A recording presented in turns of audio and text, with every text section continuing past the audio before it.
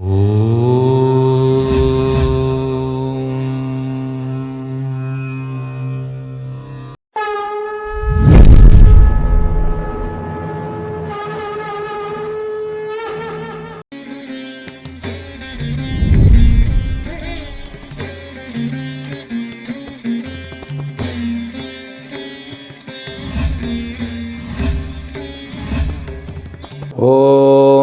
गणानान्त्वा गणपतिगुं हवामहे कविं कवीनामुपमश्रवस्तमं ज्येष्ठराजं ब्रह्मणां ब्रह्मणस्पत नः शृण्वन्नोतिभिः सीदसादनम् ॐ श्रीमहागणपतये नमो नमः। ॐ प्रपन्नपारिजाताय तोत्रवेत्रैकपाणये ज्ञानमुद्राय कृष्णाय गीतामृतदुहे नमः। ॐ மூர்த்தியெல்லாம் வாழி எங்கள் மோனகுருவாழி அருள் வார்த்தை என்றும் வாழி அன்பர் வாழி பராபரமே. ஓம் சர்வேப்யோ சத்குருப்யோ நமோ நமஹ. ஹரி ஓம். என்னுடைய வாழ்த்துக்களையும் வணக்கங்களையும் தெரிவித்துக் கொள்கின்றேன். எல்லாம் வல்ல அம்பிகையினுடைய பேரருளாலும் சுவாமி யோகஸ்ரீ அமிர்த மிருத்யுஞ்சயேஸ்வரருடைய திருவருளாலும் நம் அனைவருக்கும் அனைத்து விதமான சௌபாகியங்களும் லக்ஷ்மி கட்டாட்சங்களும் பரிபூர்ண ஆரோக்கியமும் பூரண நோய் எதிர்ப்பு திறனும் வந்து அமைய வேண்டும் என்கின்ற பிரார்த்தனையுடன் இன்றைய உரையை துவங்குகின்றேன். ஸ்ரீமத் பகவத்கீதா 14வது அத்தியாயம் 27வது ஸ்லோகம், அதாவது இந்த அத்தியாயத்தினுடைய இறுதி ஸ்லோகம்.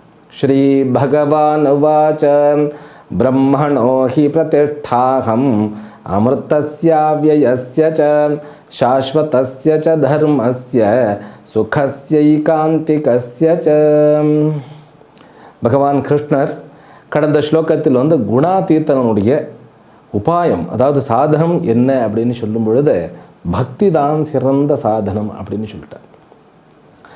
அதாவது பகவத்கீதையினுடைய 18 அத்தியாயங்களையும் படிச்சுட்டு உபனிஷத்துக்கள் 11 சங்கரர் வந்து பாஷ்யம் பண்ணியிருக்கிறாரோ இல்லையா, அத்தனையும் படித்து முடிச்சுட்டார். பிரம்மசூத்திரத்தையும் தரவாக முடிச்சுட்டோன்னு வச்சுக்கோங்களேன். அதுக்கப்புறமேல் வந்து என்ன தான் வந்து சொல்ல வருகிறது, சாஸ்திரத்தினுடைய மெசேஜ் என்ன அப்படின்னு கேட்டால், பக்தி என்கின்ற உணர்வுடன் வாழ்க்கையை நடத்த வேண்டும். எப்படிப்பட்ட பக்தி அப்படின்னாக்கா, கடவுளை உணர்ந்து கொண்ட பின்பு ஏற்படக்கூடிய சுயநலமில்லாத, பயமில்லாத, ஏக்கமில்லாத, ஒன்றை அடைய வேண்டும் என்கின்ற தாகமில்லாத அமைதியுடனும் தைரியத்துடனும், பிறகு என்னன்னு கேட்டால் நிறைவுடனும் ஒவ்வொரு செயலையும் பூஜையாக கருதக்கூடிய பக்தி தான் இந்த ஆன்மீக வாழ்க்கையினுடைய குறிக்கோள். வாழ்க்கையினுடைய குறிக்கோள்னே சொல்லிடலாம். அது கடந்த ஸ்லோகத்தில் வந்து பகவான் ரொம்ப கிளியராக சொல்லிட்டார்.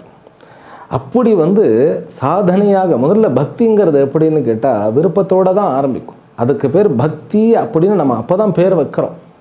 சாதாரணமாக ஒருத்தர் வந்து வேலை செய்கிறதுக்கும் ஒருத்தர் வந்து கடவுளை சார்ந்து வேலை செய்கிறதுக்கும் இரண்டுக்கும் வந்து வித்தியாசம் தெரியவே தெரியாது. கடவுளை சார்ந்து செய்கிறவரும் கூட வந்து ஆசையெல்லாம் வச்சுருப்பார். என் குடும்பத்துக்கு இது வேணும், அது வேணும், எனக்கு வேணும், இது வேணும், அது வேணும்னு கேட்டுகிட்டே தான் இருப்பார். ஆனால் அப்படி அவர் கேட்க கேட்க கேட்க இறைவனுடன் சார்ந்து கேட்கும் பொழுது கேட்டது அனைத்தையும் கிடைக்கும் பொழுது விவேக வைராக்கியமும் சேர்ந்து கிடைக்கும். அதனால தான் இந்த பக்தி என்பது தான் ஆரம்பத்திலிருந்து முடிவு வரைக்கும் ஒரு பெரிய வேலை செய்கிறது. பக்தி ஒன்று தான் வழி. அந்த பக்தியை ஞானத்தோடு அடைய வேண்டும் அப்படிங்கிறது தான் பகவத்கீதையினுடைய மெசேஜ். இந்த 3 குணங்களை பற்றி இந்த அத்தியாயம் வந்து ரொம்ப தெளிவாக விளக்கியது. இந்த உலகத்தை ஐம்பூதங்களாகவும் பார்க்க கற்றுக் கொடுப்பது இந்த உபனிஷத்துகள் தான். ஆனால் இந்த 5 பூதங்களுக்கும் ஆதாரமாக உருவத்திற்குள் வராமலேயே அனைத்து உருவங்களுக்குள்ளும் அதற்குண்டான சக்திகளாக நிறைந்து அதை ஊக்குவித்து அதை செயல்படுத்தி பிறகு அதை தன் நிலை இழக்க வைப்பதும் 3 குணங்கள்னு சொல்லி இந்த 3 குணங்களை பற்றி சொல்லுவதும் சாஸ்திரமே தான். அப்படி இந்த உலகத்தையும் தன்னையும் ஒவ்வொரு காரியத்தையும் ஒவ்வொரு செயலையும் ரெண்டும் ஒன்று தான். ஒவ்வொரு காரியத்தையும் ஒவ்வொரு செயலையும் ஒவ்வொரு சிந்தனையையும் குணங்களாக பார்க்க கற்றுக்கொள்ள வேண்டும் நாம் அப்படின்னு சொல்லி சொன்னது அதே போன்று குணங்களை கடந்த குணாதீத்த வஸ்துவாக தன்னை உணர்ந்து கொண்டால் ஒழிய இந்த குணங்களிலிருந்து நாம் விடுதலை அடைய முடியாது. இந்த குணங்களை கடக்க வேண்டும் என்றால் பக்தி ஒன்றினால் மட்டும்தான் முடியும். அந்த பக்தி ஞானத்தினால் கட்டமைக்கப்பட்டதாக இருக்க வேண்டும் அப்படின்னு சொல்லி இந்த அத்தியாயத்தை முடிக்கிறார். அப்படி குணாதீத்தனாக ஒருவர் மாறும் பொழுது அவர் தன்னை பிரம்மனாக அவர் பார்க்க ஆரம்பிக்கின்றார், ஏற்றுக்கொள்ள ஆரம்பிக்கின்றார், உணர ஆரம்பிக்கின்றார். அது என்ன, பார்ப்பது, ஏற்றுக்கொள்வது, உணர்வது மூன்றும் ஒன்று தான். இதுவரைக்குமே நம்ம முழுமையாக தான் இருந்தோம். நம்ம பிறந்தாலும் பிறக்காதவர்களாகத்தான் இருந்தோம். ஆனால் நம்முடைய அனுபவத்தின் பிரகாரம் நம்ம பிறந்துட்டோம், இறக்க போகிறோம் அப்படிங்கிற பயத்திலேயே இருந்தோம் இல்லையா? அதனால் இது நம்முடைய இந்த சரீரத்தினுடைய அனுபவம் மட்டுமே தான். ஆனால் உண்மை நிலையாகிய நம்முடைய சொரூபமானது இந்த சரீரத்தினுடைய தர்மங்களில் அடைப்படுவதில்லை அப்படிங்கிறத புரிஞ்சுப்போம். அப்புறம் சாக்ஷாத் ஈஸ்வரன் தான் இந்த குணாதீத வஸ்துவாக ஒவ்வொரு உயிருக்குள்ளும் நிலை பெற்றிருக்கின்றார் அப்படிங்கிறது இந்த ஸ்லோகம் சொல்லுகிறது. அதை தான் என்ன சொல்கிறாருன்னு, பிரம்மணஹா ஹி பிரதிஷ்டா அகம். அதாவது பிரம்மத்திற்கு இருப்பிடமே என்னில் தான் அப்படின்னா என்ன சொல்கிறாரு, I am the basis of changeless அப்படிங்கிறார். நான் தான்ப்பா பேஸ். எதுக்கு? மாறாத ஒரு அவ்விய வஸ்து ஒன்று இருக்கு இல்லையா, அந்த வஸ்துக்கு நான் தான் ஆதாரம். இப்படி சொல்கிறதுனால என்ன நமக்கு புரியும்னு கேட்டால், கடவுள் வேறு பிரம்மன் வேறு அப்படிங்கிற அந்த பேதமே கிடையாது. கடவுளே தான் பிரம்மன். அப்போ கடவுளும் நானும் ஒன்று அப்படின்னாக்கா இருவரும் சேர்ந்து பிரம்மஸ்வரூபம் ஆகின்றோம் அப்படிங்கிறது தான் இங்கே குறிப்பிடப்படுகிறது. சாஸ்வதஸ்ய ச தர்மஸ்ய சுகஸ்ய ஏகாந்திகஸ்ய ச அப்படிங்கும்போது நிலையாக இருக்கக்கூடிய தர்மஸ்வரூபமாக இருக்கக்கூடிய, இதை ரெண்டே ஒன்றா சேர்த்துக்கணும், நிலையான தர்மஸ்வரூபமாகிய இந்த உலகத்தினுடைய அத்துணையும் பிரகிருதி தத்துவமும் சரி, பிறகு அழியாத பிரம்ம தத்துவமும் சரி, ஆனந்தமயமான தத்துவமும் சரி, எல்லாமே என்னின் நிலை பெற்றிருக்கின்றது அப்படிங்கிற மாதிரி இந்த அத்தியாயத்தை முடிச்சுட்டார். அப்போ இது வித்தியாசமாக முடிக்கிறார். அப்போ இது எப்படிங்கிறத அடுத்த அத்தியாயத்தில் புரிய வைப்பார். எப்படின்னாக்கா, புருஷ தத்துவம் அப்படிங்கிறத இதே தத்துவத்தை வேறு விதமாக புருஷோத்தம யோகம் அப்படிங்கிறதுல நமக்கு நன்கு புரிய வைக்கப் போகின்றார். ஆக 14வது அத்தியாயத்தை நிறைவு செய்து விட்டோம். கடைசியில் 4 வரிகள் இருக்குது, அதை நம்ம படிச்சிருவோம். இது ஸ்ரீமத் பகவத்கீதாசு உபனிஷத்சு பிரம்ம வித்யாயாம் யோகசாஸ்திரே ஸ்ரீ கிருஷ்ணார்ஜுன சம்வாதே குணத்ரய விபாக யோகோ நாம குணத்ரய குணாதீத விபாக யோகோ நாம சதுர்தசோத்தியாயः. இப்போது 14வது அத்தியாயம் இல்லையா, அவர் என்ன சொல்கிறார், பகவத்கீதையில் உபனிஷத் என்று கூறப்படுகின்ற பிரம்ம வித்யை தன்னுடைய கண்டென்ட்டாக தன்னுடைய சரீரமாக கொண்ட இந்த யோக சாஸ்திரத்தில் கிருஷ்ணர் அர்ஜுனன் என்கின்ற 2 மாபெரும் ஆத்மாக்களுக்கு இடையில் நடந்த சம்வாதமாக இருக்கக்கூடிய இந்த குணங்களை பற்றின, குணாதீதனை பற்றின இந்த அத்தியாயமானது முற்றிற்று அப்படின்னு சொல்லி முடிக்கின்றார். சரி, இப்போ இந்த 14வது அத்தியாயத்தினுடைய சிம்ஹாவலோகனம், அதாவது சாராம்சத்தை ஒரு தடவை பார்த்துடுவோம். முதல் 2 ஸ்லோகங்களில் இந்த அத்தியாயத்தினுடைய பெருமை கூறப்பட்டது. இந்த அத்தியாயத்தினுடைய பெயர் குணத்ரய விபாக யோகம். அதை நான் ரொம்ப தெளிவாக சொல்லிட்டேன். 3 குணங்களினுடைய இயல்பையும் பிரிவையும் அதற்குள்ள இருக்கக்கூடிய வேற்றுமையையும் சொல்லுகின்ற அத்தியாயம்னு சொல்லிட்டேன். இது எதற்காகன்னு கேட்டால், குணாதீதன் என்கின்ற ஒரு வஸ்துவை விளக்குவதற்காகத்தான் இந்த சமாச்சாரமானது இங்கே விளக்கப்படுகிறதுன்னு சொல்லிட்டேன். முதல்ல எடுத்த உடனே 2 ஸ்லோகத்தில் அறிமுகம்.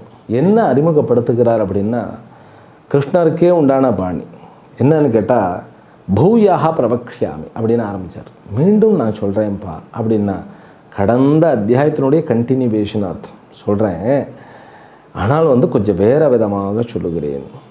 இந்த ஞானத்தை உபாசித்து என்னுடைய சுய தர்மத்தை, அதாவது என்னுடைய சொரூபத்தையே அடைவார்கள், சிருஷ்டியை சென்று அடைய மாட்டார்கள்னு சொல்லி இந்த ஞானத்தினுடைய மகிமையை சொல்லி, சிருஷ்டிக்கு காரணமே நான் தான்ப்பா அப்படிங்கிற மாதிரி சொல்லி, இவர்கள் சிருஷ்டி ஸ்திதி லயத்தில் ஈடுபட மாட்டார்கள், அதாவது அதற்குள் நுழைய மாட்டார்கள் அப்படின்னு சொல்லிட்டார். அப்படின்னா இது பெரிய பிரயோஜனம் இல்லையா? வாழும்பொழுதே நாம் இந்த மரணத்திலிருந்தும் சரீர தர்மத்திலிருந்தும் விடுபட்டு விடுகிறோம் அப்படிங்கிறது தான் பெரிய பிரயோஜனம்.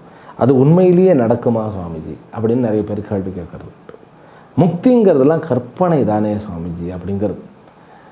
இதெல்லாம் நம்ம பாரத நாட்டினுடைய கேள்வியே கிடையாது. இதெல்லாம் அடுத்த வெளிநாட்டவர்களுடைய பார்வை. நம்மை பொறுத்த வரைக்கும் ஒன்றும் இல்லை. ஒருத்தருக்கு இப்போல்லாம் கார்டு தானே, ஒரு ஏடிஎம் கார்டு எடுத்துகிட்டு போகிறோம். ஏடிஎம் கார்டுக்குள்ளே இல்லை இப்போது. அது என்னது, ஸ்வைப் பண்ணுறது, அதுக்குன்னு தனி கார்டு இருக்குல்ல, கிரெடிட் கார்டுன்னு வச்சுக்கோங்க. கிரெடிட் கார்டில் பணம் கிடையாது, ரைட்டா? கையில் பணம் இல்லை. நீங்கள் கடனாக எவ்வளோ மட்டும் வாங்கலாம், ஆனால் கடனை திருப்பி பே பண்ணணும். கடனை எவ்வளோ மட்டும் வாங்கலாம். அந்த கார்டுக்கு பணமே கையில் இல்லைன்னாலும் அதுக்கு ஒரு வேல்யூ இருக்குது இல்லையா? இதை நான் நம்ப மாட்டேன். இந்த கார்டு உங்களுக்கு பொருளை கொடுத்துருமா, இது பணமே இல்லைன்னு யாராவது சொன்னால் என்ன சொல்லுவோம்? அவருக்கு நம்ம புரிய வைப்போம், இல்லைப்பா பொருள் வாங்க முடியும் இதில் அப்படின்னு புரிய வைப்போம் இல்லையா? இல்லை அவர் சொல்கிறார், அது எப்படி பேங்க்லேயும் பேலன்ஸ் இல்லை, சம்பளமும் வரல, இந்த கார்டை வச்சா கொடுத்துருவாங்களா அப்படின்னா, சிஸ்டத்தை புரிஞ்சுக்கப்பா. இந்த கார்டுக்குன்னு ஒரு ஒர்த் இருக்குது, ரைட்டா? அதுக்கு ஒரு லிமிட்டேஷன் இருக்குது. இப்போ இருக்கிறத விட கொஞ்சம் நீ அதிகமாக வாங்கிக்கலாம், அதுதான் சிஸ்டம். ஓ, அதே மாதிரி தான் இந்த டிவைஸுங்கிறது, புரியுதா? இந்த டிவைஸ் ஏடிஎம் கார்டு மாதிரியும் அதே மாதிரி கிரெடிட் கார்டு மாதிரியும் தான். இந்த டிவைஸை வைத்துக்கொண்டு உன்னால் உன்னுடைய கர்ம பலனை அனுபவிக்கவும் முடியும், அக்கௌண்ட்டை கடன் வாங்குற மாதிரி எதிர்காலத்துக்கும் சேர்க்கவும் முடியும், இருப்பதை தீர்க்கவும் முடியும். ஏடிஎம்மில் ஸ்வைப் பண்ண பண்ண பண்ண என்ன ஆகும், இருக்கிறதெல்லாம் காலியாகிடும் இல்லையா? ஆனால் ஸ்வைப் பண்ணுறது காலி பண்ணுறதுக்காக சம்பாதிக்கிறதுக்காங்கிறது தான் விஷயம் இருக்காது. ஆனால் அதை புரிந்து கொள்ள அப்படின்னு சொல்லிட்டு இந்த முக்தி அப்படிங்கிறது இப்போ நான் சொன்ன உதாரணத்துக்கு நான் பதில் சொல்கிறேன். தாஷ்டாந்தம்னு சொல்லணும் இல்லையா? உதாரணத்தை கொடுத்தாச்சு. தாஷ்டாந்தம் அப்படின்னா என்னென்னா, இது ஏடிஎம் கார்டு, ஏடிஎம்முக்குன்னு ஒரு வேல்யூ இருக்குது, அந்த மாதிரி இந்த சரீரத்துக்குன்னு ஒரு வேல்யூ இருக்குது. இந்த சரீரத்தை வச்சுண்டு இருக்கிற நம்முடைய கர்ம பலனை, இந்த சரீரத்தை வச்சுண்டு இருக்கிற கர்ம பலனை ஸ்வைப் பண்ணி நம்ம காலி பண்ணணும். எப்படி காலி பண்ண முடியும் அப்படின்னா, எதற்கு ஸ்வைப் பண்ணுறோங்கிறத பொறுத்து, எப்படி ஸ்வைப் பண்ணுறோங்கிறத பொறுத்து, எப்படி காரியத்தை செய்கிறோம், எப்படி ஆற்றுகிறோம், எப்படி புரிந்து கொள்கின்றோம் என்பதை பொறுத்து எல்லாம் மாறுகின்றன. அதுதான் மோட்சம் என்பது பாசிபிள். இது நம்பிக்கை கிடையாது, அனுபவம், சுய அனுபவம். அனுபவத்திலையும் 2 விதம் இருக்கிறது அப்படின்னு நம்ம புரிஞ்சுக்கிடணும். என்னுடைய இந்திரியங்கள், மனம், புத்தியின் மூலமாக இந்த உணவுப் பொருள்களை நான் அனுபவிக்கிறேன், இந்த உலகத்தை அனுபவிக்கின்றேன். புத்தியில் இன்னொரு சமாச்சாரம் இருக்கிறது, விவேக சக்தி என்பது ஒன்று இருக்கிறது. இந்த அனுபவத்தை 2ஆக உடைக்கிறதுனாக்கா அந்த அனுபவத்திற்குள்ளே இருக்கக்கூடிய சூக்ஷ்மத்தையும் நம்மால் பிரித்து உணர முடியும். அது என்ன சுவாமிஜிகளை அப்படி என்ன சூக்ஷ்மம் இருக்கிறது அப்படின்னாக்கா, ஒவ்வொரு அனுபவம், சுவாமிஜி ஒரு உதாரணத்துக்கு ஒரு அனுபவம் சொல்லுங்களேன். கார்த்தால 4 இட்லியை வச்சுண்ட தட்டில் நல்லெண்ணெயை ஊற்றிண்டு இட்லி பொடியை வச்சுண்ட தொட்டு சாப்பிட்டா எப்படி இருக்கும்? அதில் நெய், நல்லெண்ணெய்க்கு பதிலாக நெய் வச்சுண்டு இட்லி பொடியை வச்சுண்டு, இது சவுத் இந்தியனாக பிறந்தாதான் இதனுடைய அருமையை தெரியும். அப்புறம் இது மட்டும் இல்லை, பாயாசத்தில் அப்பளத்தை உடைச்சி விட்டுட்டு சாப்பிட்றது. இதெல்லாம் எப்படி சுவாமிஜிகளை உங்களுக்கு தெரியும்னாக்கா, நம்ம ஹாஸ்டல் ரன் பண்ணியிருக்கோம் இல்லையா? ராமகிருஷ்ணா மிஷன் இருக்கும்போது பெரிய காலேஜ், ஹாஸ்டல் பொறுப்பு. பசங்கள்லாம் எதோ புது விதமாக சமையலில் நிறைய வெரைட்டி இருக்குது, அதை சாப்பிடுவதிலும் வெரைட்டி இருக்குது. எது எப்படி சாப்பிடணும் அப்படிங்கிறத அனுபவம் தானே. கார்த்தால இட்லி சாப்பிட்டுட்டோம், சரியா? சாப்பிடும் பொழுது என்ன அனுபவம்? இட்லி சாப்பிட்டா இட்லியினுடைய அது என்னது, கெட்டி சட்னியா இல்லை, நான் என்ன சொன்னேன், பொடி, இட்லி பொடியினுடைய அனுபவம். ஓகேவா? அந்த சாப்பிட்டதுனுடைய அனுபவத்தை அப்படியே தியானம் பண்ணுவோமே, இட்லியினுடைய சுவை ஞாபகம் வரும், சரியா? நம்ம சாப்பிட்ட நேரம் ஞாபகம் வரும், எல்லாமே ஞாபகம் வரும்னு வச்சுக்கோங்க. அப்போ என்ன சவுண்டெல்லாம் விழுந்தது அப்படின்னு. சில பேர்லாம் இந்த மாதிரி டிஷ்ஷை பார்த்தாலாம் அப்படியே அவளுக்கு பிடிச்ச டிஷ்ஷுன்னா அப்படியே உலகமே மறந்துடும். அப்படியே மறந்துட்டு அது மட்டும் சுவையோடு உண்டு. சரி, அப்படியே கூட இருக்கட்டும், உலகமெல்லாம் ஒதுக்கிடுவோம். நம்முடைய அனுபவமும் நம்மளும் தான். அந்த அனுபவத்தில் அனுபவம், அதாவது அனுபவம், அனுபவிப்பவர், அப்படின்னு சொல்லி இரண்டாக பிரிக்கலாம். யார் அனுபவிச்சா? நான் தான். உனக்கு ருசி ஞாபகம் இருக்கா? ருசித்தவரை ஞாபகம் இருக்கா அப்படின்னு கேட்டால் ரெண்டுமே தான் அப்படிம்போம். சரி, இதில் ருச்சியை சார்ந்து ருசித்தவர் இருக்கிறாரா, ருசித்தவரை சார்ந்து ருசி இருக்கிறதா? ருசி என்கின்ற அனுபவம், ருசித்த அனுபவம் அப்படின்னாக்கா இதில் என்ன ருசித்தவரை சார்ந்து தானே ருசி இருக்கிறது அப்படின்னாக்கா சரி, ரைட்டு, வெரி குட், கொஞ்சம் புத்திசாலியாக இருக்குங்க. சரி, ருசித்த அனுபவம், ருசித்தவர். இதுக்கு மூன்றாவதாக இந்த அனுபவத்தையும் அனுபவிப்பவரையும் பார்க்கிற ஒருத்தர் இருக்கிறது. அவருக்கு பேர் சாட்சி. கார்த்தால இட்லி சாப்பிட்டேன்ப்பா, ரொம்ப நல்லா இருந்தது. அப்படியே அந்த நேரத்தில் ரொம்ப சந்தோஷமாக இருந்தேன்னு சொல்லுங்களேன். அதாவது அந்த நேரத்தில் ஒரு சந்தோஷமாக இருந்தேன்னு வச்சு விடுங்களேன், ரொம்ப சந்தோஷமாக இருந்தேன். அதுக்கப்புறம் அந்த தகவல் வந்தது பாருங்க, சாப்பிட்டு முடிச்ச உடனே அப்படியே ஒரு மாதிரி எவ்வளோ வேதனை தெரியுமா அப்படின்னு ஏதோ ஒரு துக்ககணமான அந்த ஒரு இதை ஒருத்தர் எக்ஸ்பிளைன் பண்ணுறார். இப்போ இதில் சாப்பிடும் பொழுது சாப்பாட்டினுடைய ருசியை அனுபவிக்கிறார், அந்த அனுபவ ஞானம். அனுபவித்தவர் சந்தோஷமாக இருந்தார் என்கின்ற ஞானம். அந்த அனுபவித்தவர் இந்த இட்லியை அனுபவித்து முடித்த பிறகு சந்தோஷமாக இருந்தவர் துக்கமாக மாறிவிட்டார் என்பதை யார் பார்க்கிறார்கள்? அதுதான் சாட்சி. சரியா? அதுதான் குணாதீத்த வஸ்து. அதை அனுபவத்தையும் அனுபவிப்பவனையும் சாட்சியாக இருந்து யார் சாட்சித்துவ பாவத்துடன் அனுபவிக்கிறாரோ அவரே குணாதீத்தன். இது பாசிபிள். அப்படி ஒருவர் நம்ம புரிஞ்சுக்கிட்டோன்னு வச்சுக்கோங்களேன், கண்டிப்பாக அதுவே மோட்ச நிலை பெயர். அதுதான் குணாதீத்த வஸ்து. அப்படி ஒருவர் அணைந்து கொண்டார், அவருக்கு பிறவி மூப்பு பிணி எதுவுமே கிடையாது. அதுதான்ப்பா பிரயோஜனம்னு சொல்லி முதல் 2 ஸ்லோகத்திலேயே சொல்லிட்டு, அதன் பிறகு கிட்டத்தட்ட ஒரு 2 ஸ்லோகத்தில் சிருஷ்டியை பற்றி சாஸ்திரத்தினுடைய ஐடியாலஜி எப்படி இருக்கிறது அப்படின்னு சொன்னார். மேட்டர் அண்ட் கான்ஷியஸ் அப்படின்னு 2 இருக்கிறது. இதில் மேட்டர் என்பது பிரகிருதி தத்துவம், கான்ஷியஸ்னஸ் அப்படிங்கிறது பிரம்ம தத்துவம். இதைத்தான் புருஷ தத்துவம், பிரகிருதி தத்துவம்னு சொல்லிட்டு கடந்த அத்தியாயத்திலும் சொல்லப்பட்டது. க்ஷேத்திரம், க்ஷேத்ரஜன் அப்படின்னு சொல்லப்பட்டதுன்னு சொல்லி, க்ஷேத்திரம் என்கின்ற பிரகிருதி தத்துவம் என்கின்ற மேட்டர் கான்ஷியஸை சார்ந்து இருக்கிறது, கான்ஷியஸ் மேட்டரை சார்ந்து இல்லை அப்படிங்கிறது தான் இங்கே அவர் சொன்னார். சரி, இந்த குணங்கள் எங்கே இருக்கிறதுன்னு கேட்டால் மேட்டரில் தான் இருக்கிறது, பிரகிருதி தத்துவத்தில் தான் இருக்கின்றது, கான்ஷியஸ்னஸில் இல்லை. கான்ஷியஸ்னஸ்ஸை இது தொடக்கூட முடியாது, இந்த உணர்வு ஸ்வரூபத்தை இது அண்டவே முடியாது அப்படின்னு ஆரம்பித்தார். ஸ்லோகத்திலேருந்து கிட்டத்தட்ட 18வது ஸ்லோகம் வரைக்கும் இந்த குணாதீத விஷயங்களை சொன்னார். முதல்ல குணங்களுடைய லட்சணங்களை சொன்னார், பிறகு குணங்களினுடைய பந்தன பிரகாரங்கள், அவை நம்ம எப்படி கட்டுகின்றன அப்படின்னு சொன்னார். பிறகு அதனுடைய லிங்கம், அதாவது அது எப்படி கட்டுகிறது அப்படிங்கிறது நமக்கு தெரியாது இல்லையா. அப்போ குணங்களை எப்படி அடையாளம் கண்டு கொள்வது அப்படிங்கிற மாதிரி சொன்னார். அதன் பிறகு அதனுடைய கதியானது கூறப்பட்டது, பிறகு பலன் கூறப்பட்டது. ஆக இந்த 5 விஷயங்கள் முதல்ல என்ன சொல்கிறாருன்னு கேட்டால் லக்ஷணம், குணங்கள் அப்படின்னா என்ன அப்படிங்கிறத முதல்ல சொன்னார். முதல்ல கிட்டத்தட்ட ஒரு 5, 6, 7, 8, 9 இந்த 3 இதுலேயுமே குணஸ்வரூபம், குணத்துடைய லட்சணம் என்ன அப்படிங்கிறத சொன்னார். முதல்ல 5 ஸ்லோகங்களில் குணங்கள் எங்கிருந்து உற்பத்தி ஆகின்றன, எத்தனை வகைப்படுகின்றன, அவைகள் என்ன செய்கின்றனன்னு சொல்லிட்டார். சத்துவம், ரஜஸ், தமஸ் என்கின்ற 3 குணம்பா பிரகிருத்திலிருந்து உதிக்கின்றன, அவைகள் மனிதனை கட்டுகின்றன. முடிஞ்சு போச்சு முதல் ஸ்லோகம்.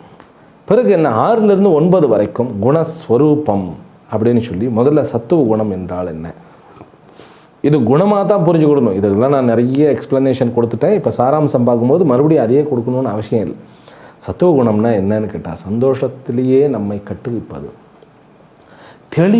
தெளிந்த அறிவை கொண்டது, செயலாற்றும் பொழுதும் தெளிவை தன்னகத்தே கொண்டது, ஞானத்தை பெரிதாக மதிப்பதுன்னு சொல்லிட்டார். அதன் பிறகு ரஜோகுணம்னா என்ன அப்படின்னா விருப்பு வெறுப்புகளை கொண்டது.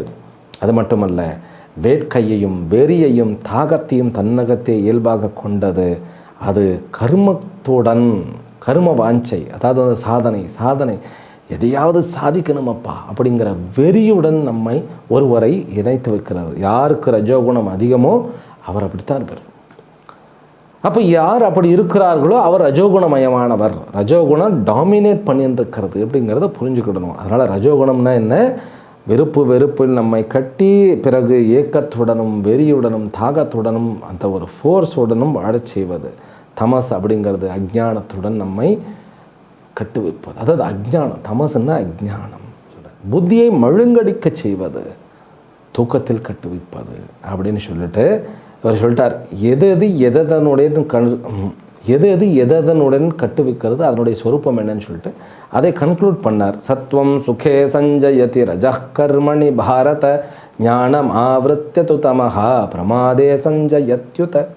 5வது ஸ்லோகத்திலேருந்து 18வது ஸ்லோகம் வரைக்கும் 5 சப்ஜெக்ட் பேசியிருந்தாலும் 5 விதமான ஆஸ்பெக்ட்ஸில் குணங்களை ஆராய்ந்திருந்தாலும் இந்த 9வது ஸ்லோகம் வரைக்கும் கிளியர் கட்டாக சொல்லிட்டார். அதனுடைய சொரூபம் அது எப்படி கட்டுகிறது. சத்துவம் சுகே சஞ்சயதி, சந்தோஷத்திலேயே கட்டுகிறது. சந்தோஷம் என்கின்ற அனுபவத்தை மறுபடியும் கேட்டுட்டே இருக்கும். ரஜஹா கர்மணி, ரஜோகுணம் கர்மத்தில் கட்டுகிறது. சரி, தமஸ் என்ன பண்ணும்? ஞானத்தை மழுங்கடிச்சிடும், மயக்கத்தில் கட்டு வைக்கும். சரி, அவைகளுடைய செயல்பாடுகள் எப்படி? அடுத்த ஸ்லோகத்தில் சொன்னார். ரஜஸ் தமஸ்சாபிபூய சத்வம் பவதி பாரத ரஜஸ் சத்வம் தமஸ்சைவ தமஸ் சத்வம் ரஜஸ்ததா அப்படின்னு சொல்லிட்டு அதனுடைய செயல்பாடுகள் தனியாக இருக்காதுங்க. 3 குணங்களில் எந்த குணமும் தனியாக நிற்காது, 3ம் சேர்ந்தே தான் இருக்கும். ஆனால் ஒன்று மற்ற 2ஐயும் டாமினேட் பண்ணி அதிகாரம் செய்து தன்னை பிரதானப்படுத்தி கொள்ளக்கூடிய தன்மையானது அவைகளுக்கு இருக்கின்றன அப்படின்னு சொல்கிறார். அதனால தான் ஒருவர் அமைதியாக சத்துவ குணத்துடன் இருக்க முடிகிறது.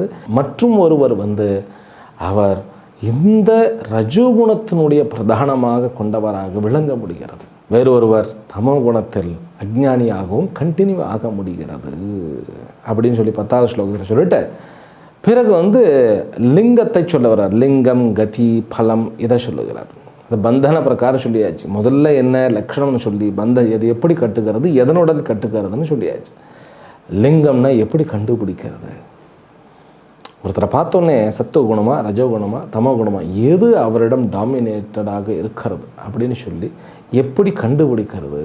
இது என்ன பண்ணணும்? செல்ஃப் எக்ஸ்பெரிமெண்ட் தான் பண்ணணும். அடுத்த வாழ்கிட்ட பண்ணாதீங்க. மனசு சஞ்சலமாக இருக்கிறது, ஒன்றுமே புரிய மாட்டேங்கிறது, உட்காரவும் முடியல, நம்ம வேலையும் செய்ய முடியல, அப்படியே ஒரு மாதிரி இருக்குது. வேலை செஞ்சாலும் பரப்பரன்னு இருக்கிறது, பலன் கிடைக்குமா இல்லையாங்கிற மாதிரி இருக்கிறது ரஜோகுணம். அமைதியாக வேலை செய்கிறது, கிடைக்கிற பலன் கிடைக்கட்டும், ஆனால் செய்கிறதே சந்தோஷம். ஒவ்வொரு வாழ்க்கையை வாழ்ந்து நான் என்ன சாதிச்சு, என்ன அனுபவிச்சு, அதெல்லாம் என்ன சம்பாதிச்சு, என்ன அனுபவிக்க போகிறேன்னு எப்போவுமே எதிர்காலத்தை பற்றி நினச்சிக்கிட்டே இருந்தால் அதுக்கு பேர் ரஜோகுணம். வாழ்க்கையினுடைய ஒவ்வொரு செகண்டையும் ஆனந்தமாக தன்னுடைய இருப்பை நன்கு புரிந்து கொண்டு ரிலாக்ஸ்டாக செய்ய கிடைக்கக்கூடிய அந்த காரியங்களை வரப்பிரசாதமாகும், அதையே பூஜையாக பண்ணுறது. இதுக்கு நல்ல எக்ஸாம்பிள் எது தெரியுமா? ஒரு யாத்திரைக்கு இங்கேருந்து போகிறோன்னு வச்சுக்கோங்களேன். இங்கேருந்து கேதார்நாத் போகிறோம் அப்படின்னாக்கா இங்கேருந்து இங்கே நம்ம பஸ் ஏறுவோம், அல்லது நம்ம வீட்டிலேருந்து காரில் போயிட்டு ஸ்டேஷனுக்கு போவோம், இல்லைன்னா ஏர்போர்ட்டுக்கு போவோம். ஒவ்வொரு நொடியும் கேதார்நாத் அப்படிங்கிற அந்த ஒரு அனுபவம் இருக்கும். கேதாரேஸ்வரர் என்கின்ற அந்த சிவன் அங்கு போய் தரிசனம் பண்ணப்படுவதில்லை, இங்கிருந்தே தரிசிப்பார். யாத்திரை இங்கிருந்தே ஆரம்பிச்சிடும் ஆனந்தமயமாக. ஒவ்வொரு அந்த செகண்டையும் அப்போ நம்ம பார்க்கக்கூடிய நபர், நம்ம உட்காரக்கூடிய இடம், நம்ம பேசக்கூடியது எல்லாமே வழிபாடாக மாறிடும். அதுதான் சத்துவம். அப்போ அவர் சத்துவத்தில் நிலைத்திருக்கிறார். அவர் எப்படி இருப்பார்னு கேட்டால் அறக்க பறக்க ஓட மாட்டார், அப்படியே வெறுப்புணர்வோடு இருக்க மாட்டார். ஆமாம், அப்போ சத்துவ குணவாதி எப்பயுமே சிரிச்சுட்டே இருப்பாரா? அப்படி இதெல்லாம் பெரிய ப்ராப்ளம். ஆமாம், சத்துவத்தில் இருக்கிறார் ஒரு சுவாமிஜின்னா அப்படியே சத்துவ குணத்திலே இருக்கணும். அப்படி நல்லா தான் இருக்கும். சுவாமிஜி நீங்கள் அப்படி இருந்தால் ரொம்ப நல்லா இருக்கும்னு நிறைய பேர் சொல்லியிருக்கேன். ஆனால் ஒவ்வொருத்தருக்குன்னு ஒரு இயல்பு இருக்கு இல்லையா? சத்துவ குணம்தான். சத்துவ குணம் அப்படிங்கிறது இயல்பாக இருப்பது, ஸ்லோ மோஷனில் இருக்கிறது கிடையாது. இயல்பாக இருப்பது, கண்டிக்க வேண்டிய இடத்துல கண்டிக்கிறது, சந்தோஷமாக இருக்க வேண்டிய இடத்துல சந்தோஷிக்கிறது. கண்டிக்கிறதையே இருக்கிற சந்தோஷத்தெல்லாம் கெடுக்கிற மாதிரி கண்டிக்கிறது இல்லை. அப்படி ஒரு கண்டிச்சுட்டு ஒரு சத்துவத்தில் அட்மினிஸ்ட்ரேட்டர்ஸும் இருக்க முடியும் அப்படிங்கிறது தான் சாஸ்திரத்தினுடைய இது. சத்துவ குணத்தில் நார்மலாக இருக்க முடியும். ரஜஸ் அப்படியே பரபரன்ட்டு தானும் அமைதி இல்லாமல் அடுத்தவர்களுக்கு அமைதி கொடுக்க முடியாமல். அப்புறம் அக்ஞானி சம்டைம்ஸ் ரிலாக்ஸ்டாக இருப்பான், எதுக்குமே கவலைப்பட மாட்டான். ஆனால் எல்லாமே ஸ்லோவாக இருக்கும். ஆனால் துக்கம் அங்கே இருக்கும். ஒருவரை பார்த்து அவர்கிட்ட பேசினாலே கண்டுபிடிச்சலாம். நம்ம மனசு அப்படியே சம்டைம்ஸ் அப்படியே நிர்மலமாக நிശ്ചலமாக அப்படியே அமைதியாக இருக்கும். சம்டைம்ஸ் பறக்கும். சம்டைம்ஸ் அப்படியே டெலியூட் பண்ண மாதிரி இருக்கும், மயக்க நிலையில் இருக்கிற மாதிரி. தூக்கமெல்லாம் வராது, ஆனால் எதுவுமே புரியாது, அப்படியே என்னத்தையோ நாள் ஓடுகிறது அப்படின்னு இருக்கும். அதைத்தான் சொன்னார், ரொம்ப அழகாக சொன்னார். யாருக்கு அவர்களுடைய செயல்களிலும் கண்களிலும், அதான் செயல்கள் என்ன, பார்க்கும் பொழுதும் கேட்கும் பொழுதும் பேசும் பொழுதும் சுவைக்கும் பொழுதும் சந்தோஷமும் ஆனந்தமும் திருப்தியும் உணரப்படுகிறதோ அந்த மனமும் புத்தியும் சரீரமும் சத்துவகுணத்தில் நிலை பெற்று இருக்கின்றன அப்படிங்கிறார். அதற்கப்புறம் ரஜோகுணம் என்னன்னு கேட்டார். எந்த மனதிலும் புத்தியிலும் லோபம் என்கின்ற பேராசையும் கர்மத்தின் பால் ஈடுபாடும் செய்யும் பொழுது இருமாப்பும். செய்யும்போது எல்லாருக்கும் அவர் வேலை செய்கிறாருன்னா எல்லாருமே பார்ப்பான், அப்படி நோட்டீஸ் பண்ணுற அளவுக்கு செய்வார். அவர் எதையுமே அப்படியே அட்டகாசமாக செய்ய வேண்டும், அப்படியே எல்லாத்தையுமே ஆகர்ஷணம் பண்ணி அப்படியே எல்லாரும் நம்மளை பார்க்கணும் சார், இந்த உலகத்தை ஒரு ஆட்டி வச்சிடணும் சார் அப்படிங்கிறது ரஜோகுணம். பிறகு தமோகுணம்னா டல்னஸ், அப்படியே அப்பிரகாஷோ பிரபுத்தேஷ்ச மோகமேவச்ச பாண்டவ. எதையும் ஆரம்பிக்கிறது கிடையாது. எதையாவது ஆரம்பித்தா ஏதாவது குறை சொல்லிடுறது, ஆரம்பிக்கும் போதே குறைய சொல்லிடுறது. இது நொடைசல் நொல்லை அப்படின்னு சொல்லிட்டோம்னா ஆரம்பிக்கவே மாட்டா இல்லையா. அப்படியே தானும் வேலை செய்யாமல் மற்றவர்களையும் தர்மத்தை ஃபாலோ பண்ண முடியும். இதெல்லாம் லிங்கம். குணங்களை அறிந்து கொள்ளுங்கள். நம்ம புத்தியே நம்மளை வேலை செய்யும். முதல்ல ஒன்று புரிஞ்சுக்கோங்க, கர்ம பலன் என்பது வெளியில் வருது இல்லையா, முதல்ல குணங்களில் தான் ஆரம்பிக்கின்றது. இப்போ எந்த குணத்தில் இருக்கிறோம் அது பழைய கர்ம பலன். அந்த குணம் நமக்கு பாசிட்டிவாக இருக்கிறதா நெகட்டிவாக இருக்கிறதா சுச்சுவேஷனை பொறுத்து. கரெக்டான நேரத்தில் கரெக்டான குணம் முதல்ல செட் ஆகணும். இப்போ பரீட்சை ஹாலில் போய் ஒருத்தருக்கு தமோ குணம் வந்துருச்சுன்னு வச்சுக்கோங்களேன், என்ன ஆகிறது? பரீட்சை ஹாலில் போய் ஒருத்தருக்கு பரீட்சை எழுத வச்ச ரஜோகுணம் பண்ணி எழுதிட்டு வெறுப்போட ஒரு அமைதியாக இருக்க முடியாமல் எதையா மிஸ் பண்ணிடுவோம், அதாவது கோட்டை விட்டுடுவோம். ஆனால் சத்துவ குணம் எந்த கேள்விக்கு எந்த பதில் நீட்டாக எழுதிடுவோம். ஆக குணங்களுடைய லிங்கம் 11, 12, 13 ஆகிய இந்த 3 ஸ்லோகங்களிலும் கூறப்பட்டன. அதற்கு பிறகு என்ன, 14வது ஸ்லோகம் கதியை பற்றி சொல்கிறது. இந்த குணத்தில் இறப்பு நிகழ்ந்தால், இந்த குணத்துடன் தொடர்ந்து வாழ்க்கையினுடைய முடிவில் இந்த குணம் இருந்தால் எந்த மாதிரியான அடுத்த ஜென்மம் அப்படிங்கிறது 8வது அத்தியாயத்தில் சொன்னார். ஆனால் அதற்குண்டான பதிலும் இங்கே சொல்லிட்டார். யதா சத்வே பிரவருத்தேதோ பிரளயம் யாதி தேகபிரத் ததோத்தமவிதாம் லோகான் அமலான் பிரதிபத்யதே. சத்துவமானது நிறைந்து காணப்படும் பொழுது எவர் ஒருவர் உயிர் பெறுகிறாரோ அவர் தூய்மையான உலகத்தை அடைகிறார் அப்படின்னு சொல்லிட்டு, அதுக்கப்புறம் ரஜோகுணத்தினுடைய பலனையும் தமோ குணத்தினுடைய பலனையும் 2 அடுத்த ஸ்லோகத்தில் சொல்லிட்டார். ரஜசி பிரளயம் கத்வா கர்ம சங்கிஷு ஜாயதே ததா பிரளயனாக தமசி மூடயோனிஷு ஜாயதே. மறுபடியும் எங்கே பிறப்பார்னாக்கா அப்படியே ஒரே கர்மமாக இருக்கக்கூடிய அந்த உலகத்தில் பிறப்பார். தமோ குணத்தில் ஒருத்தர் இருந்தார்னா கீழான பிறவியாக அவர் கிடைக்கும். அதனால் குணங்கள் எவ்வளவு முக்கியம்னு பார்த்து கொடுங்க. சரி, மீதம் இருக்கக்கூடிய அந்த சாராம்சத்தை நம்ம அடுத்த தொகுப்பில் பார்த்துவிட்டு 15வது அத்தியாயத்தை நோக்கி நகருவோம் என்று சொல்லிக்கொண்டு, எல்லாம் வல்ல அம்பிகையினுடைய பேரருளாலும் சுவாமி யோகஸ்ரீ அமிர்த மிருத்யுஞ்சயேஸ்வரருடைய திருவருளாலும் நம் அனைவருக்கும் அனைத்து விதமான சௌபாகியங்களும் லக்ஷ்மி கட்டாட்சங்களும் பரிபூர்ண ஞானமும் ஆரோக்கியமும் நோய் எதிர்ப்பு திறனும் நம் அனைவருக்கும் அமைய வேண்டும் என்கின்ற பிரார்த்தனையுடன் இன்றைய உரையை இத்துடன் நிறைவு செய்கின்றேன். ஹரி ஓம் ஸ்ரீ குருப்யோ நமோ நமः. ஓம் பூர்ணமதః பூர்ணமிதம் பூர்ணாத் பூர்ணமுதச்யதே பூர்ணஸ்ய பூர்ணமாதாய பூர்ணமேவாவசிஷ்யதே. ஓம் சாந்தி சாந்தி சாந்தி. ஹரி ஓம் ஸ்ரீ குருப்யோ நமஹ. ஹரி ஓம்.